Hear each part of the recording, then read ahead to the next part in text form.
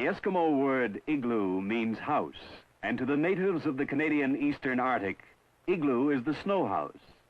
Built of snow blocks cut from the hard-packed drifts, an igloo provides the Eskimo with shelter during the long winter months. Easy to build once you know how, his home is compact and strong. The igloo gains strength from its ingenious design. After the first row of blocks has been put in place, one block is cut to form a sloping surface. The second row is started on this slope, and the blocks built up in a continuous spiral, the key to the whole structure. On the west shore of Hudson's Bay, the low rolling terrain offers little protection against the bitter cold of the northwest wind. Tupac and Akiutok, having left their families in the igloos of the winter camp, are coming into the post to trade.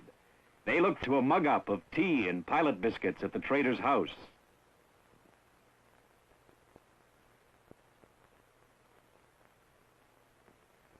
The two Eskimos admire the buildings of the white man, but for their own dwelling, they will build an igloo.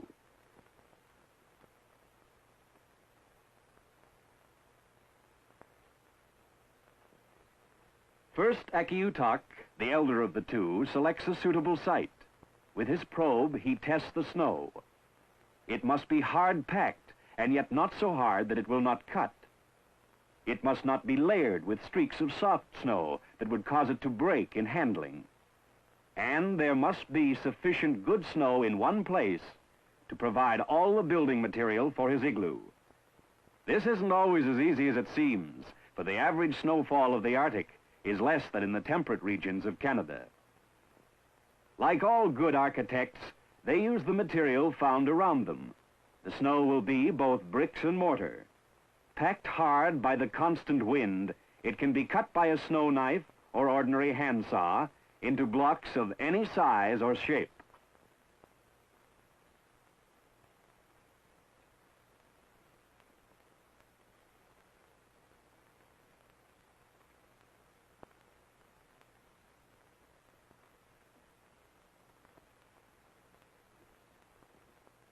The first blocks are cut from a rectangular trench, which often serves as the entrance tunnel to the completed igloo. A row of heel marks is sometimes used as a baseline for the first row of blocks. The igloo must be nearly circular, otherwise, when a construction nears the top, the wall will collapse. From a lifetime of living with it, the Eskimo knows his snow. Providing it is of good quality, he can build the igloo entirely from snow found within the circle of the walls.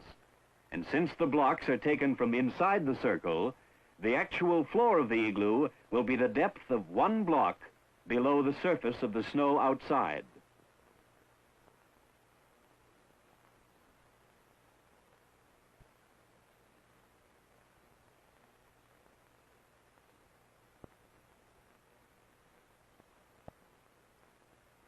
After the first row has been erected, the cut to form the sloping surface is made. The next row starts on this slope, and the upward spiral begins. When building an igloo for an overnight shelter, the Eskimo works quickly. But for a permanent dwelling, he takes his time, fitting each block carefully to the previous one and to the one below. A single Eskimo can build an overnight igloo in 40 minutes, or he can spend 2 days constructing a large, comfortable dwelling for himself and his family.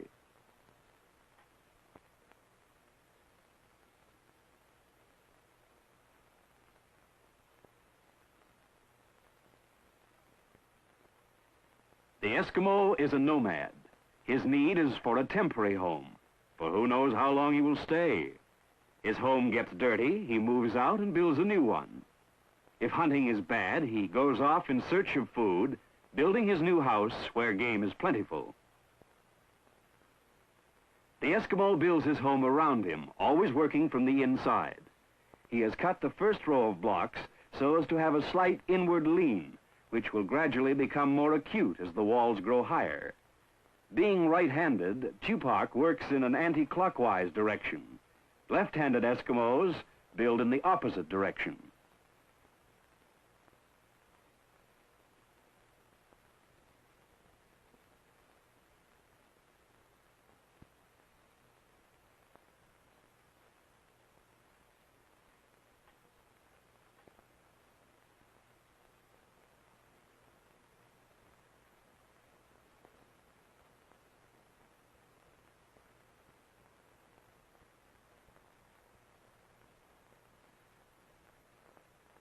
As the inward lean becomes more acute, greater care must be taken in fitting the blocks together.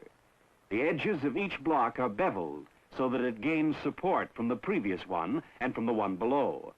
Blocks will vary in size, but are usually about 3 feet by 2 feet by 4 inches thick.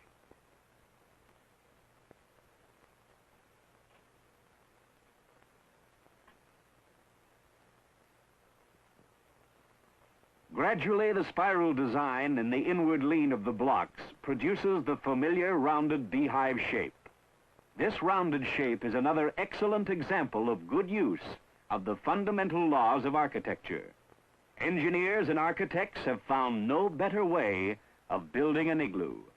It has no corners and no waste space.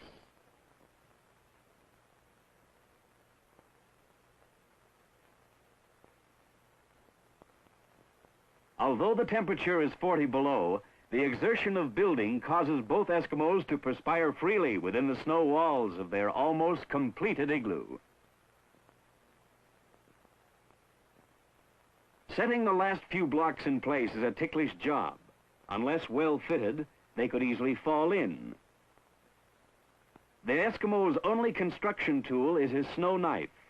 He uses it for cutting the blocks, shaping them, and fitting them together. Originally, it was made of bone or ivory, but now he buys a steel one from the trader for about the value of a foxskin. Still using snow from inside the igloo, the last block is shoved out through the narrow opening and trimmed to fit. Not until this key block is inserted and fitted, like the keystone of an arch, will the igloo take its final strength. After it has been completed, the warmth of the inside, combined with the wind on the outside, will cement the blocks firmly together. The igloo will be strong enough to support a man's weight, although a sharp blow of the fist might punch a hole in the snow wall.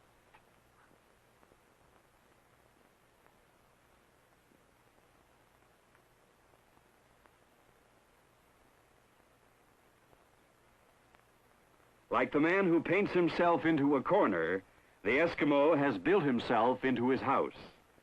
Cutting his way out, he forms the doorway of the igloo.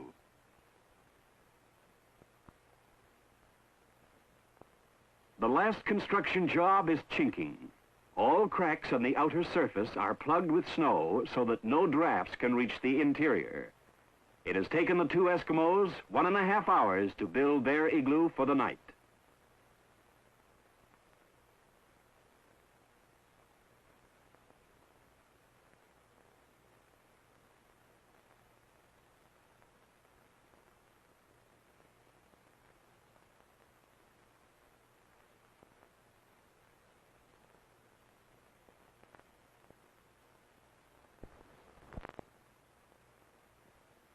Caribou sleeping robes and extra skins to cover the sleeping platform provide perfect insulation against the cold snow.